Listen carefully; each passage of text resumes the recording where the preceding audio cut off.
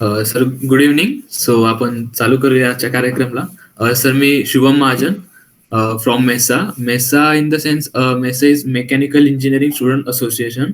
एक असोसिएशन आहे जी मेकॅनिकल डिपार्टमेंटची मुलं हँडल करतात कॉलेजमध्ये.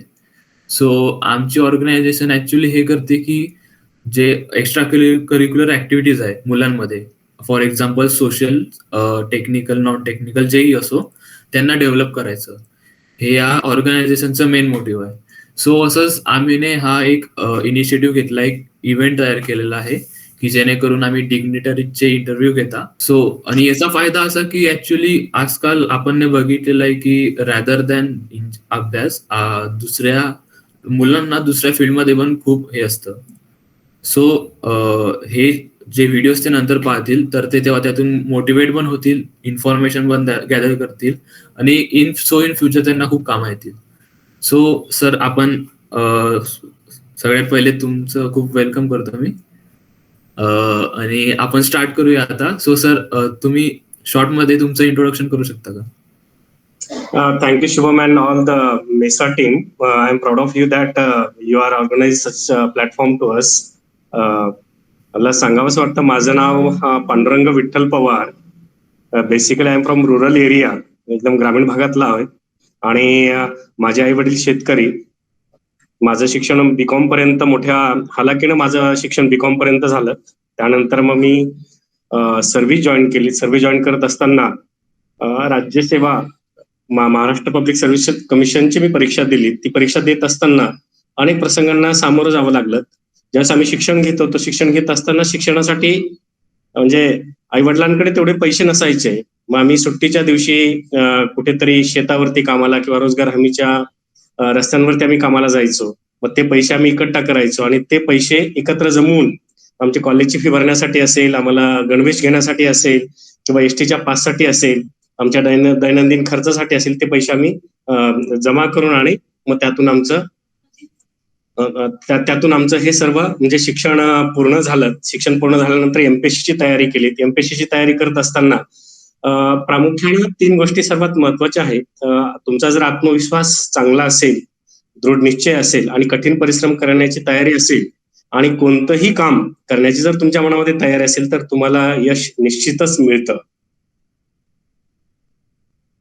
Thank you sir. वा, अक्षरशः खूपच भरून आलं तुमची कहाणी ऐकून.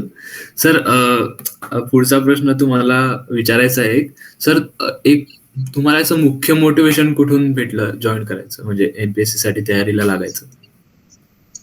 मुख्य मोटिवेशन म्हणजे ज्यावेळेस आता आम्ही असायचो तर त्यावेळेस आम्ही म्हणजे पीएसआयचे, जर पीएसआय असायचं त्यावेळेस त्याची क्रेज होती पीएसआयची. आणि मी बेसिकली नाशिक जिल्ह्यातला आहे. तर नाशिक जिल्ह्यामध्ये आम्ही गेलो की तिथे एसटी स्टँड वरती असं एक अकॅडमीचा बोर्ड लागलेला होता आणि त्यावरती फौजदार असा बुलेट वरती बसलेला आणि मग ते असं वाटायचं एकदम छानपैकी. आणि आम्ही कॉलेजच्या लाईफमध्ये असताना, आमचं ते त्यावेळेस आमच्या काळामध्ये इलेक्शन चालायचे आणि इलेक्शन चालल्यानंतर सर्वांना तो फौजदार आलेला त्या बुलेट वरती आणि त्याची ती कॅप वरती, तर त्याचं अट्रॅक्शन वाटायचं की यस यार, एक दिन हम भी तो ये करके दिखाएंगे. आणि परमेश्वराच्या कृपेने, आई वडिलांच्या आशीर्वादाने आणि आमच्या यानं ते अचीव्ह झालं, असं मला म्हणावंसं वाटतं. हो सर, नक्की. सर खूप डिलाइटफुल वाटलं ते ऐकून. आणि अजून पुढचा आपण प्रश्नाकडे वळूया. सर तुम्हाला आता कसं वाटतं, मागे वळून हा प्रवास तुम्ही एवढा गाठला, सो ह्या प्रवासाकडे बघून कसं वाटतं तुम्हाला? आता ह्या प्रवासाकडे बघून मला असंच वाटतं की आपण अजूनही याच्यामध्ये जर अजून कष्ट घेतले असते तर याच्यापेक्षा अजून आपल्याला वरची पोस्ट आपल्याला गाठता आली असती, युपीएससी सुद्धा क्वालिफाय करता आली असती. परंतु परिस्थितीमुळे आपल्याला त्यावेळेस नोकरीची गरज होती आणि नोकरीची गरज असताना पहिली आपल्याला जी नोकरी मिळेल ती महत्वाची असते. कारण काय, स्पर्धा परीक्षा म्हणजे दुसऱ्या बाजूने जर विचारात घेतलं तर तो एक जुगार आहे. कधी कधी तुम्ही एक मार्कावर जातात आणि तुम्ही जर आलेली संधी सोडली आणि पुढची संधी नाही मिळाली तर मग डिप्रेशन मध्ये तुम्हाला जावं लागतं. मग कदाचित असं वाटतं की बाबा ठीक आहे, आता मिळालं तर ते सुद्धा एकदम छानच आहेत. मग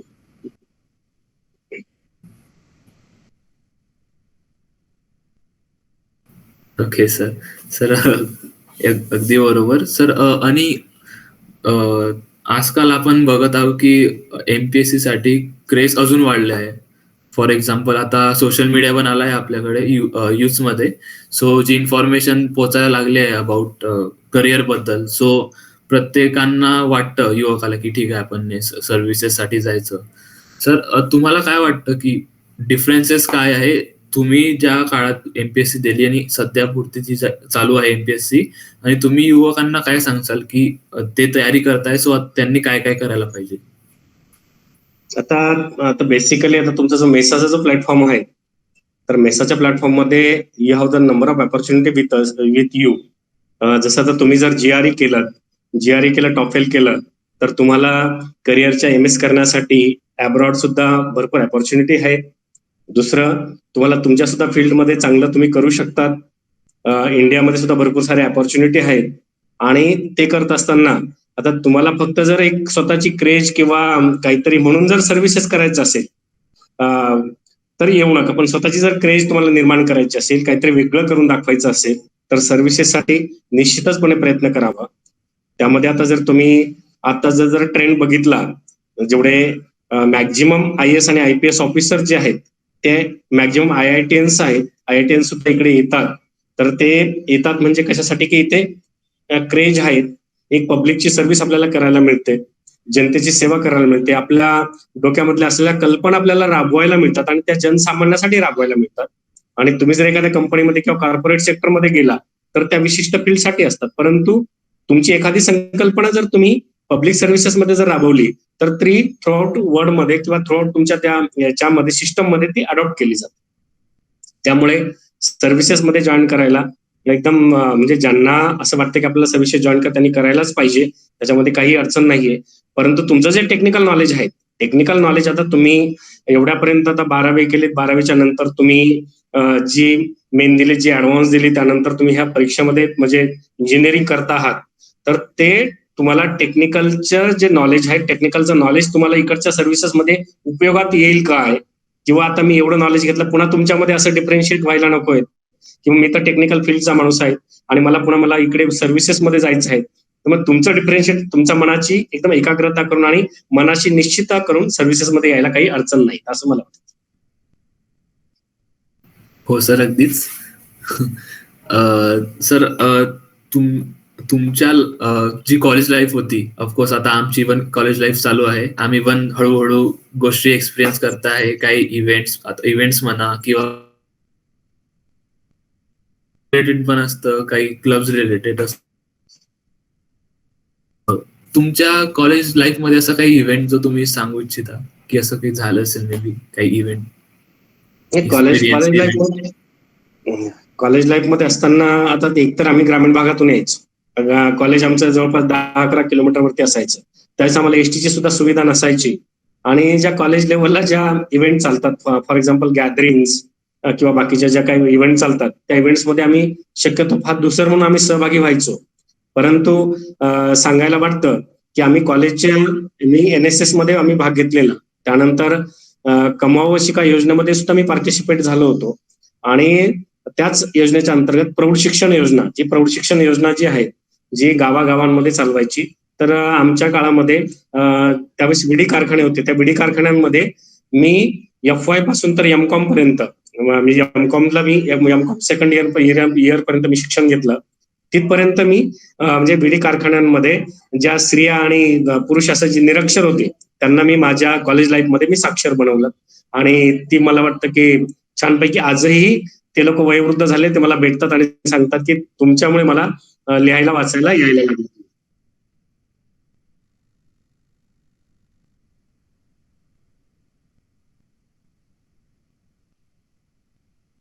हॅलो हॅलो हॅलो सर, येतोय ना आवाज? येतो मध्ये मध्ये मध्ये आपण बाजूला गेलो. ओके ओके, अगदी सर. हे ऐकून खूपच हे झालं अक्षरशः. तर सर अजून तुम्ही जेव्हा सिलेक्ट झाले एमपी पोस्ट साठी आणि तुमचा जो ट्रेनिंगचा जो काळ होता, तर सर ह्यामध्ये तुम्ही काय काय अनुभवलं, तुम्ही प्लीज शेअर करू शकता? ट्रेनिंग मध्ये आता बेसिकली आम्हाला ट्रेनिंगचं काहीच वाटलं नाही, कारण ग्रामीण भागातले होतो. ग्रामीण भागातले शेतीचे कामं करणं, अवजड कामं करणं, विहिरीचे कामं करणं, या कामाचा अनुभव होता. त्यामुळे आणि डोंगरांवरती चढणं, सुट्ट्याच्या दिवशी डोंगरामध्ये सुद्धा म्हणजे जावं लागायचं, जनावरांच्या पाठीमागे जावं लागायचं. त्यामुळे सगळं ट्रेनिंगचं एवढं विशेष काही वाटलं नाही. ट्रेनिंगमध्ये फक्त अट्रॅक्शन आम्हाला एकच वाटलं, की जे ड्रिल असतं, ड्रिलचं वेगळं अट्रॅक्शन होतं आणि फायरिंगचं जे विपन्स, विविध प्रकारचे विपनच्या फायरिंग होतात, तेच आम्हाला वेगळं त्यामध्ये अट्रॅक्शन होतं. आणि बियॉन्ड दॅट आम्हाला जे लॉचं जे आमचं शिक्षण चालतं, म्हणजे इथं आम्हाला जे प्रशिक्षण दिलं जातं, लॉचा जो अभ्यास केला जातो, तर तो आम्हाला एक वेगळा डिफरन्शिएट होता. कारण बेसिकली मी कॉमर्स साईडचा आणि इकडे लॉचं शिक्षण होतं, तर ते मला ते डिफरन्शिएट होतं. आणि छान अगदी म्हणजे आता प्रॅक्टिकल लाईफमध्ये ते आम्ही अनुभवतो सुद्धा चांगलं आहे ते. हो सर, नक्की सर. आणि अजून एक ह्याच रिलेटेड प्रश्न विचारायचा आहे की तुम्ही जसे बनलात, तुम्ही हळूहळू पाऊल घेतले या पोस्ट कडे, तर सर जशा जशा तुमच्यामध्ये लिडरशिप क्वालिटीज डेव्हलप होत गेल्या आणि ऑफकोर्स तुम्ही जी पोस्ट होल्ड करता त्याला लिडरशिप क्वालिटीची पण गरज आहे. सो सर तुम्ही त्याबद्दल काही सांगू शकता, क्वालिटीज बद्दल, की कसं हँडल करायचं किंवा अजून काही? तर तुम्हाला एक आता ज्यावेळेस तुम्ही याच्यामध्ये सर्व्हिसेसमध्ये येतात, त्यावेळेस तुमचा म्हणजे प्रत्यक्ष जो संपर्क असतो, तो जनतेशी संपर्क असतो. आणि जनतेशी संपर्क असताना तुम्हाला त्यांचे सुख-दुःख सगळ्या गोष्टी माहीत असाव्या लागतात. आणि जर प्रामुख्याने जर तुम्ही त्यांच्या सुख-दुःखाशी रमून गेलात, तर तुम्हाला त्यांच्या ज्या समस्या आहेत, त्या समस्या तुम्हाला समजतात. त्या समस्यातून तुम्ही गेलेले असतात. आणि त्या नागरिकाच्या प्रती आपल्याला स्वतःला आपण ठेवतो. आणि आपल्याला स्वतःला जर आपण त्या नागरिकाच्या प्रती पाहिलं, तर त्यांचं दुःख पुसण्याचं निश्चितपणे आपल्याला म्हणजे अगदी आनंदाने आपण त्याचं दुःख पुसू शकतो आणि त्यांना आपण न्याय देऊ शकतो, असं मला वाटतं. Okay sir, thank you sir. आणि आता तुमच्यानुसार जे आता आम्ही आणि आमच्या सोबतचे जे मुलं आहे जे शिकत आहेत सध्या, सर तुम्ही आणि ऑफकोर्स जे मेनली एमपीएससी साठी तयारी करत आहात, तर तुम्ही त्यांच्यासाठी तुमच्या मनात असेल काही, तर त्यांना काही निर्देश किंवा काही एक्झाम्पल द्यायचं? मी त्यांना एकच सांगेल की स्वराज्य निर्मितीचा ज्यांनी विडा उचलला, छत्रपती शिवाजी महाराज. इतिहास फक्त नुसता वाचायचा नसतो, तर इतिहास अनुभवायचा सुद्धा असतो. इतिहासातून आपल्याला काहीतरी शिकायचं असतं.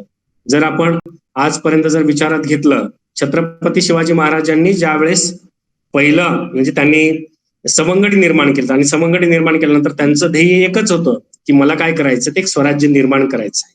तसं मी नवयुवकांना सर्वांना सांगू इच्छेन की जर आपल्याला एक आता तुम्ही ध्येय निश्चित करा, आपल्याला नेमकं पोहोचायचं कुठे आहे, की मला युपीएससी करायची, एमपीएससी करायची, किंवा मला एखाद्या कॉर्पोरेट सेक्टरमध्ये जॉब जॉईन करायचा आहे, किंवा मला काहीतरी फॉरेनमध्ये जाऊन एखादा जॉब मला मोठ्या म्हणजे नोकरीच्या संधी शोधायच्या आहेत.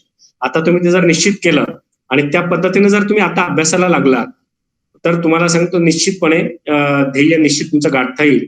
आणि एमपीएससी किंवा युपीएससी ते काही सुद्धा अवघड नाहीये. याच्यासाठी अवघड नाहीये, जर तुम्ही जरी पहिली सुद्धा एमपीएससी युपीएससीच्या परीक्षा त्याच पद्धतीच्या आहेत, आजही त्याच पद्धतीच्या आहेत. थोडाफार सिलेबसमध्ये बदल झाला असेल, परंतु मेहनत तेवढीच आहे. त्यावेळेस स्पर्धा तेवढीच होती, आजही स्पर्धा तेवढीच आहे. स्पर्धेमध्ये कुठेही बदल झालेला नाहीये. 3च गोष्टी त्रिसूत्री तुम्हाला जीवनामध्ये यशस्वीतेच्या आहेत. पहिलं म्हणजे तुमचं कठीण परिश्रम करण्याची तुमची तयारी असायला पाहिजे. तुमच्या रोमारोमामध्ये आत्मविश्वास असायला पाहिजे आणि दृढ निश्चय, जो म्हणजे स्ट्रॉंग डिटर्मिनेशन. प्रत्येक गोष्टीला तुम्ही च लावायचं आहे. आता फॉर एक्झाम्पल थोडंसं मिमिक्री करतो मी. जर आपल्याला एखाद्या मुलाबद्दल किंवा मुलीबद्दल अट्रॅक्शन वाटलं, तर आपण काय म्हणतो, नाही हिच्याशी बोलायचंच किंवा हिच्याशी आपल्याला हे करायचं. तसं जर तुम्ही तो ठरवलं की मला माझ्या जीवनामध्ये मला ही गोष्ट मिळवायचीच आहे आणि ती गोष्ट मिळवल्याशिवाय मी शांत बसणार नाही, यासाठी जर तुम्ही इतिहासाचा आधार घेतला, तर इतिहासाचा थोडासा जर आधार घेतला, तर मोठे मोठे ज्या व्यक्ती धुरीण होऊन गेलेत, त्यांनी प्रत्येक गोष्टीला च लावला आणि च लावल्यामुळेच त्यांचं आज इतिहासामध्ये नाव झालेलं आहे. आणि आपल्याला इतिहासामध्ये नाव करायचं नाही, परंतु आपल्याला आपल्या क्षेत्रामध्ये नाव करायचं आहे. तर आपण निश्चितपणे आपलं ध्येय गाठू शकतो, असं मला वाटतं. ऑफकोर्स सर, नक्की. ते खूप हे चांगलं होतं. आणि सर अजून एक विचारायचं होतं की तुम्ही तुमच्या ड्युटीनुसार तुम्हाला खूप केसेस आढळल्या असतील. सध्या युथ आहे तो खूप चुकीच्या डायरेक्शनकडे जातोय. तो सर त्याबद्दल तुम्ही काही सांगू इच्छित? याचं काय झालंय की तो भरकटायला लागलेला आहे.